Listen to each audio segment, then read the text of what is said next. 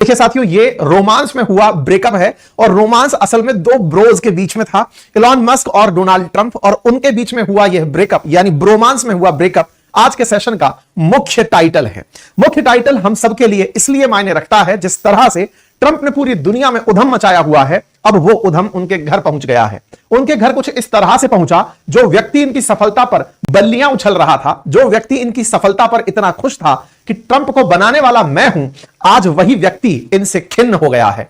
Elon Musk और Trump की इस दोस्ती को टूटने में बड़ा योगदान ट्रंप का ही है। इलॉन मस्क तो बहुत खुश थे, लेकिन इस बार इलॉन मस्क एथिक्स के आधार पर ट्रंप से बहुत आगे चले गए हैं। इतना आगे चले गए हैं कि अमेरिका के 80% लोगों का, जो कि ट्विटर पर हैं, उनका मानना है कि इलॉन मस्क को एक नई पार्टी ही बना लेनी चाहिए। मतलब अमेरिका की राजनीति में एक बड़ा भूचाल आ गया है। ऐसा भूचाल जिसके चलते इलॉन मस्क को लेकर मेरे द्वारा कही गई कुछ बातें, जिसमें मैं इन्हें भविष्य का राष्ट्रपति क्लेम करता हूं, हालांकि कुछ लोगों का कहना है कि हो सकता है ये मार्स पे जाकर राष्ट्रपति बने, लेकिन इलॉन मस्क का अगर राजनीति में मन हुआ तो वो ट्रंप जैसे राजनेता तो नहीं बनेंगे, और वो बहुत कुछ अमेरिका के लिए अच्छा करेंगे। कुछ ऐसा प्रतीत होता अमेरिकियों को दिख रहा है।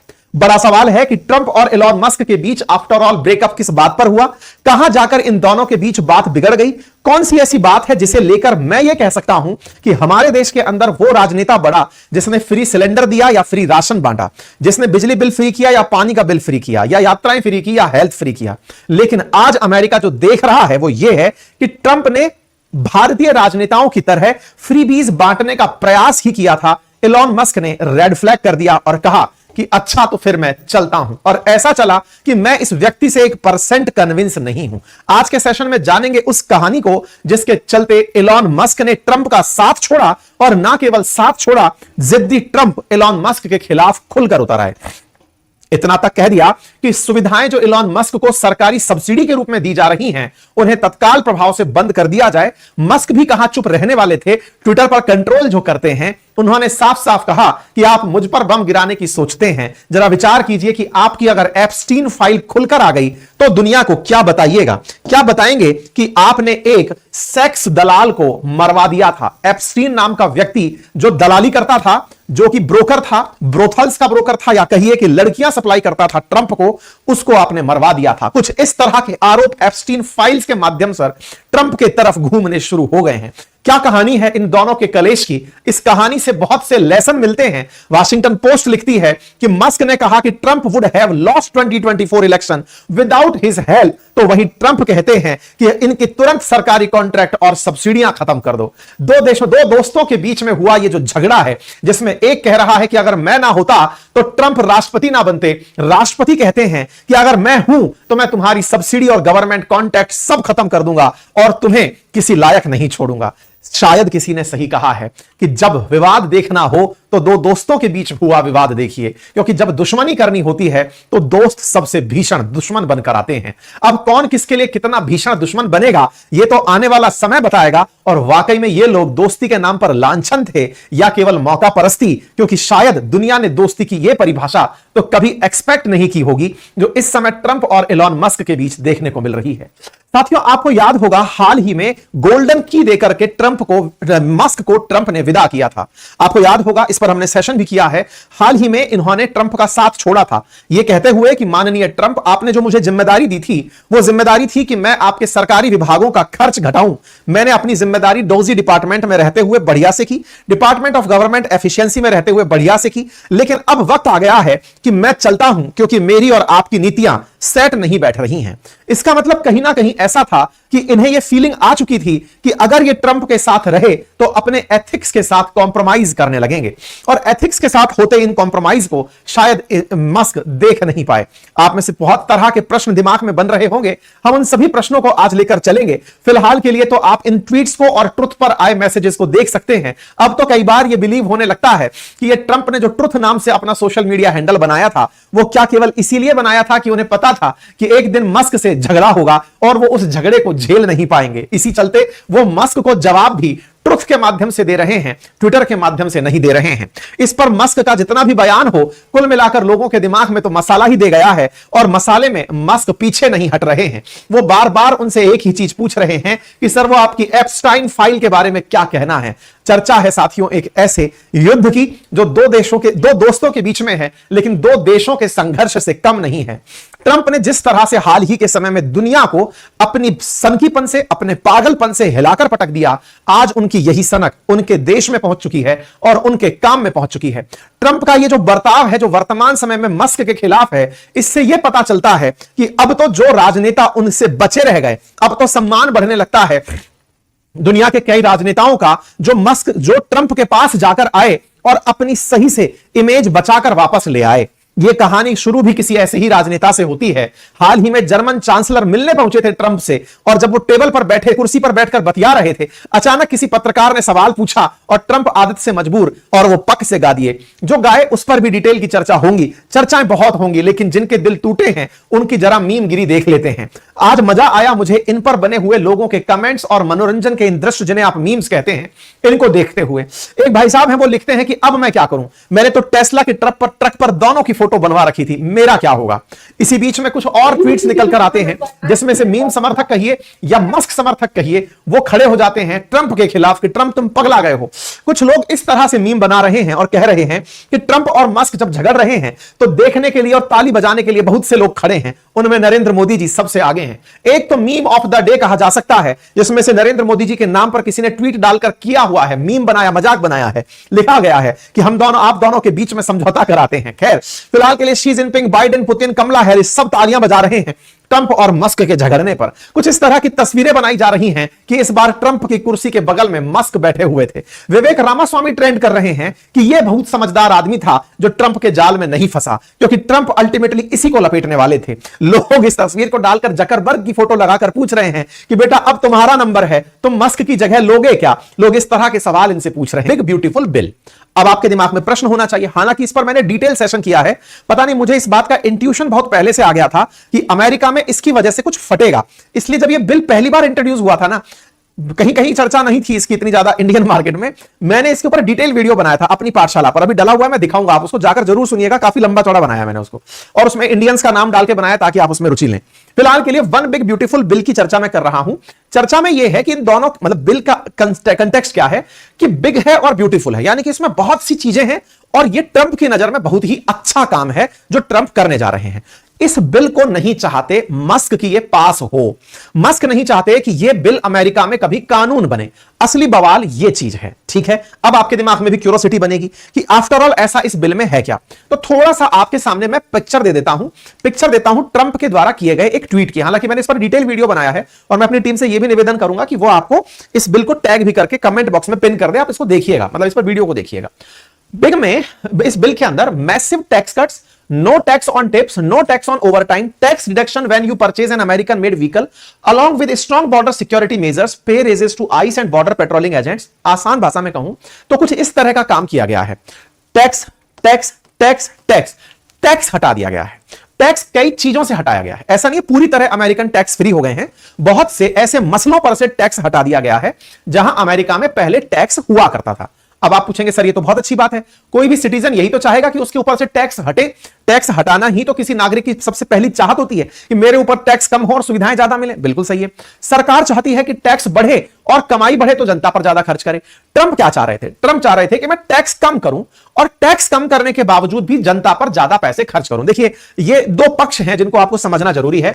एक पक्ष होता है हमेशा सरकार और एक होती है जनता। जनता क्या चाहती है? जनता का पक्ष होता है कि मेरे टैक्स कम कटे, मेरा टैक्स कम कटे, और सरकार चाहती है कि टैक्स बढ़े।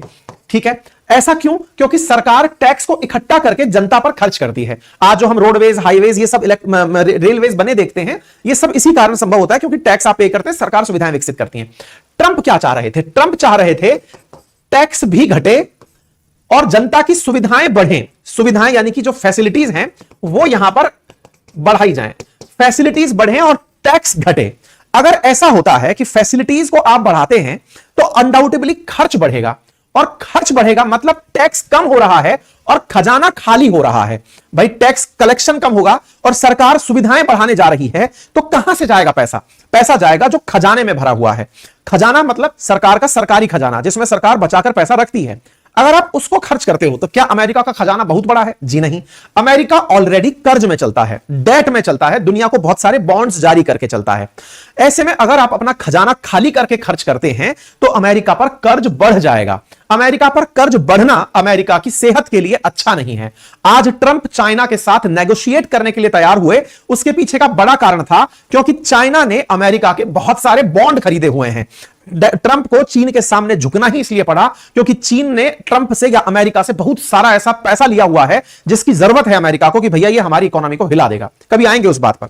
हमने इस विषय पर आप लोगों को वन बिग ब्यूटीफुल बिल के ऊपर अपनी पाठशाला, जो हमारा दूसरा चैनल है, वहां पर डिटेल में चर्चा की थी, आप जाकर इसे देख सकते हैं। इस टैक्स बिल के अंदर मस्क किस बात से नाराज थे? मस्क नाराज थे कि भाई मैं जब आया आपके डिपार्टमेंट में, मुझे काम दिया गया कि मैं आपके यहां पर डोजी डिपार्टमेंट चलाऊं। डोजी का मतलब था डिपार्टमेंट ऑफ गवर्नमेंट एफिशिएंसी, जिसमें करना क्या था कि मुझे खर्चे कम करने थे, अमेरिकी सरकार के खर्च कम करने हैं। अब खर्च कम करने हैं और मस्क को आपने खर्च कम करने के लिए रखा। एक आदमी खर्च कम करता है, अचानक आपका दिमाग फिरता है और आप कहते हो कि टैक्स भी कम होगा और अब हम खर्च भी ज्यादा करेंगे। तो बोले मुझे क्या बेवकूफ बनाया था क्या? इस बात से मस्क नाराज हुए। तो मस्क ने कहा कि मैं टैक्स कटौती के खिलाफ हूं। दूसरा, टैक्स कटौती का प्रस्ताव जो आप लेकर आए हैं उससे सालाना 30 से 80 हजार डॉलर की कमाई करने वाले लोग अगले साल 15% कम टैक्स देने लगेंगे। अवैध इमिग्रेशन को रोकने के लिए आप बॉर्डर सिक्योरिटी और अमेरिकी सेना को मजबूत करने पर ज्यादा खर्च करने की बात कर रहे हैं, जो कि एक फिजूल खर्ची है। धोखाधड़ी और दुरुपयोग को रोकने का जो आप प्रयास कर रहे हैं, ये केवल जनता को बेवकूफ बना रहे हैं।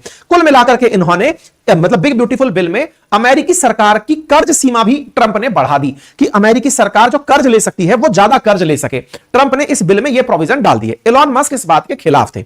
असल में जैसे ही इलॉन मस्क विदा हुए ट्रंप के ऑफिस से, वो घर गए और घर जाकर के उन्होंने अपनी तरफ से कमेंट लिखा। ये बिल्कुल ऐसे था जैसे एक व्यक्ति सरकारी नौकरी छोड़े और सरकार के खिलाफ मोर्चा खोल दे। मस्क ने भी कुछ वैसा ही किया। उन्होंने घर जाते ही ट्वीट किया, I am sorry but just can't stand it anymore. मैं अब इसके साथ और ज्यादा नहीं रह सकता। This is massive outrageous pork field congressional spending bill is discussing अब नॉमिनेशन। अब इन्होंने जो अपनी बातें लिखी और उसमें लिखा, shame on those who voted for it, you know you did it wrong, you know it. भाई साहब ये जाकर फट गए। इनके फटते ही मामला फैलना शुरू हो गया। आज 6 तारीख के दिन आप ये सेशन सुन रहे हैं, इन भाई साहब ने 3 तारीख के दिन बिल फोड़ा था। अच्छा, ऐसे में अब मस्क का यह कहना कि साहब मैं ट्रंप की इस बात से खफा हूं, यह हमने आपके सामने एक और सेशन में कहा था जब ये निकलकर गए थे। असल में 29 मई के दिन इन्होंने साथ छोड़ा था, तब मैंने डिटेल में आपको यह जानकारी दी थी। ये तस्वीर देख सकते हैं मेरे सेशन की, जिसमें मैंने आप लोगों को यह जानकारी दी थी कि मस्क इस बात से खुश नहीं है। मैंने आपको यह सेशन की हेडिंग भी चेंज नहीं की है, मस्क ने छोड़ा साथ करके हमने एक सेशन किया था, अंकित इंस्पायर इंडिया पर ही है, और उसमें मैंने यह तस्वीर लिखा के कहा था कि मस्क इस बात से खुश नहीं है। हमने सेशन 29 को किया और मस्क फटे कब? 3 तारीख को जाकर फटे। हमने 4-5 दिन पहले बता दिया था कि मस्क फटेंगे जरूर। मस्क फटे और आप सेशन आपके सामने प्रमाण के रूप में उपलब्ध है। हमने बताया था वो आदमी छोड़ा क्यों, हमने पूरी फहरिस्त दिखाई थी कि क्यों छोड़ा। अच्छा, ऐसे में मस्क भाई साहब अपनी तरफ से सारी बातें बताते हुए कि देखिए हमने पूरी तरह से छोड़ दिया। अब इसमें फिर धीरे धीरे पत्ते खुलने शुरू हुए।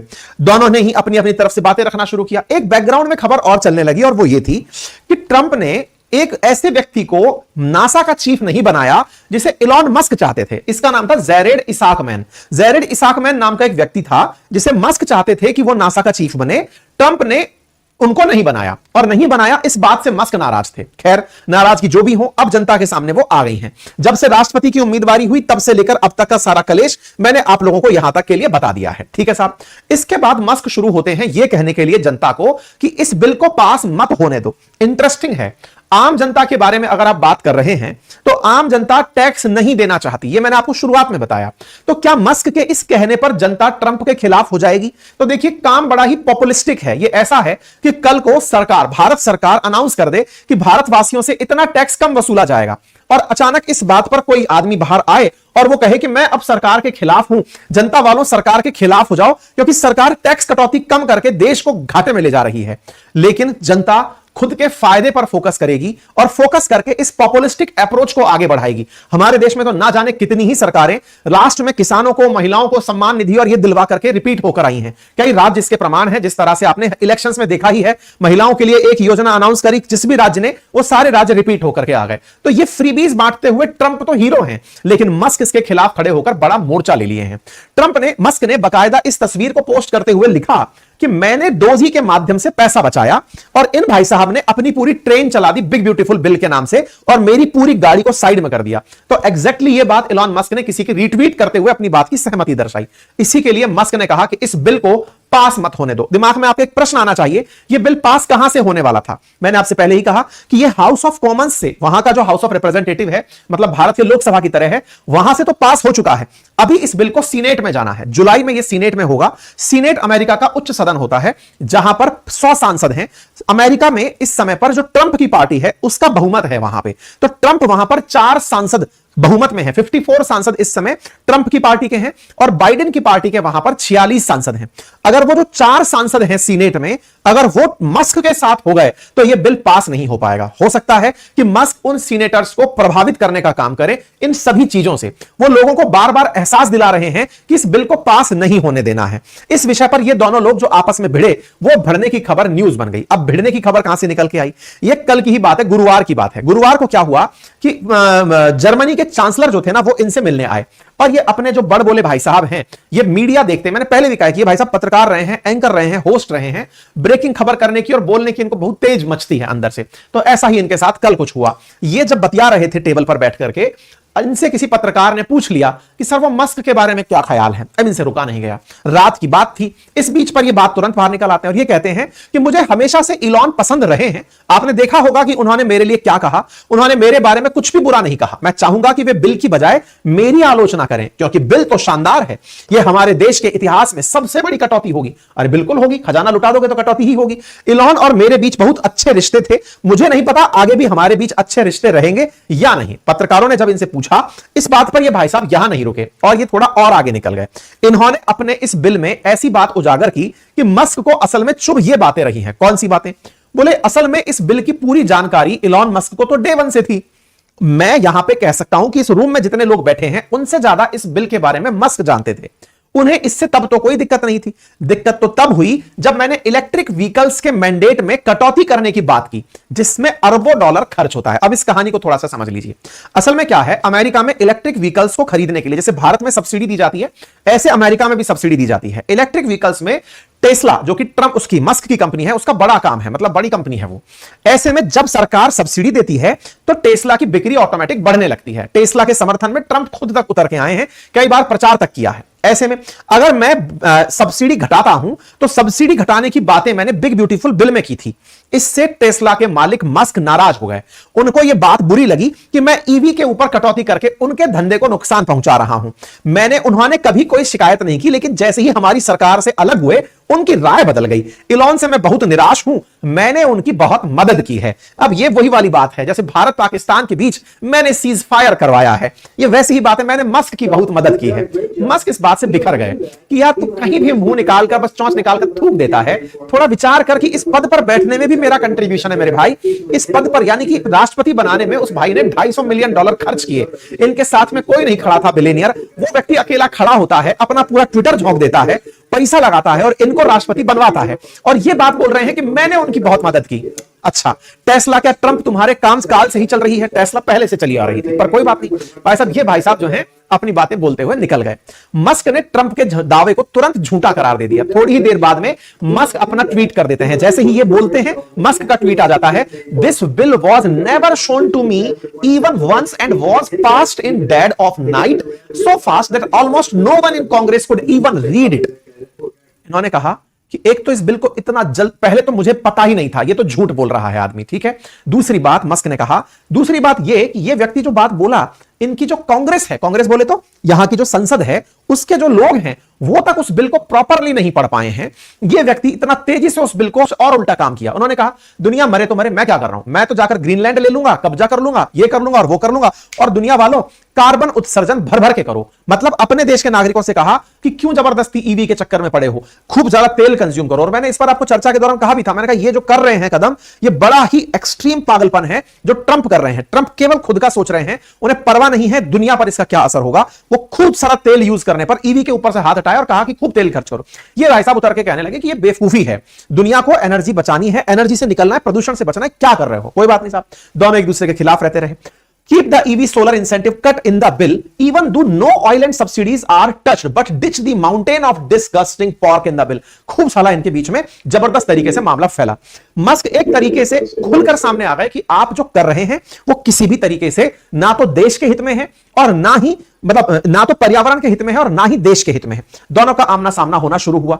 ट्रंप इस बात पर धीरे से बाहर आते हैं और कहते हैं कि बेटा बहुत हो गया, हमारे प्रति जो सिंपैथी बनी थी सरकार प्रेम की, तुम किसी के सगे नहीं हो। बेचारे मोदी जी भी बैठकर सोचते ही होंगे कि यार किस आदमी के लिए हाउडी मोदी कर दिया था, क्या कर दिया था, मतलब ये तो सेंस ही खत्म कर दिया है। क्यों? क्योंकि जिसको मित्र बोले थे, अब देश की जनता भी ये समझने लगी होगी कि मोदी जी के साथ जो हुआ वो कुछ अनोखा नहीं था, ये मस्क का नहीं रहा। मोदी जी तो बहुत बाद में आते हैं, मस्क जो सरकार में लेकर आया ये उसका नहीं हुआ, तो किसी और का तो क्या ही हो सकता है। खैर राजनीति है साहब। फिलहाल के लिए अब सवाल बनता है सरकार इसे कौन सी सब्सिडी देती है। तो देखिए अमेरिका में कुछ ऐसे प्रोविजंस हैं कि नासा जो है ना, उसने अपनी पॉलिसीज ऐसे बना ली हैं कि वो अर्थ की कक्षा में यानी ऑर्बिटल लेवल पर जितने भी लॉन्चेस हैं उन पर कोई इंटरफेरेंस नहीं देगी।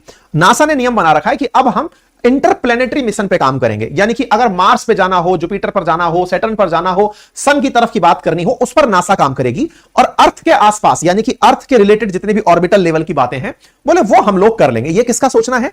नासा का सोचना है कि प्राइवेट कंपनियों को करने दिया जाए। और उसने इस काम न्यूयॉर्क और फ्लोरिडा में नाबालिगों की यौन तस्करी के आरोप में मुकदमे के दौरान एक सीरियल यौन अपराधी ने अगस्त में अमेरिकी जेल में आत्महत्या कर ली। मतलब क्या हुआ साहब, इस व्यक्ति को गिरफ्तार किया गया 2019 के अंदर यौन तस्करी के आरोप में। मतलब यह सप्लायर था, लड़कियों को सप्लाई करता था बड़े बड़े लोगों तक। एक व्यक्ति जिसने 36 बच्चियों के साथ यौन शोषण किया, वो यौन शोषण करने वाला व्यक्ति ट्रंप का बहुत करीबी था। अब ये कितना बड़ा आदमी था इसको समझिए। ये एक हाई प्रोफाइल क्रिमिनल था। हाई प्रोफाइल क्रिमिनल कैसे? इसके संबंध अमेरिका और अमेरिका के बाहर बहुत सारे बड़े लोगों से थे और ये उनके लिए लड़कियां, ड्रग्स, फ्लाइट्स ये सब सप्लाई और अरेंज किया करता था। इस मामले की परतें जब खुलने लगी तो उस खुलने में सबसे बड़ा योगदान दिया वर्जीनिया गिफ्रे नाम की एक महिला ने। उसने एपस्टीन को वेश्यावृत्ति और नाबालिग में लालच मतलब नाबालिगों को लालच देने के मामले में दोषी भी ठहराया गया था। और इस एपस्टाइन के बारे में फ्लोरिडा और न्यूयॉर्क में रहने वाली इस वर्जीनिया ग्रिफे ने बताया था कि इस महिला के आरोप के चलते यह मामला इतना हाईलाइट हुआ था कि ब्रिटिश जो राजघराना है उन्होंने अपने प्रिंस को बेदखल कर दिया था। एक हेडलाइन आप देखें, एंड्रयू नाम का एक व्यक्ति है, उसने 12 मिलियन में सेक्स क्लेम जो एक लड़की के द्वारा किया गया था उसे ड्रॉप करवाया था। अब यह कहानी क्या है इसको थोड़ा और पीछे से चलकर देखते हैं। वर्जीनिया ग्रिफे करके जो महिला है उसने आरोप लगाया कि प्रिंस एंड्रयू ने और जेफरी एप्स्टाइन ने उनका यौन शोषण किया है। और यह महिला 2025 के अंदर सुर्खी बनती है कि यह मृत पाई जाती है, यह सुसाइड कर लेती है। कौन? वर्जीनिया ग्रिफे। कहानी क्या है? 2019 में फ्लोरिडा और न्यूयॉर्क के अंदर नाबालिगों की यौन तस्करी के आरोप में इसे गिरफ्तार किया गया था एप्स्टाइन को, और एप्स्टाइन ने जेल में ही फांसी लगाकर आत्महत्या कर ली थी। असल मायने में ट्रंप जिस समय राष्ट्रपति थे उस समय एक ऐसे व्यक्ति का मर जाना जो ट्रंप का निजी सहयोगी और करीबी रहा है, इससे कई सवाल खड़े हुए कि कहीं ट्रंप ने ही तो उसे नहीं मरवा दिया। अच्छा, अब यह चर्चा कैसे आई? हुआ क्या था कि जो वर्जीनिया ग्रिफे है उसका भी हाल ही में निधन हुआ।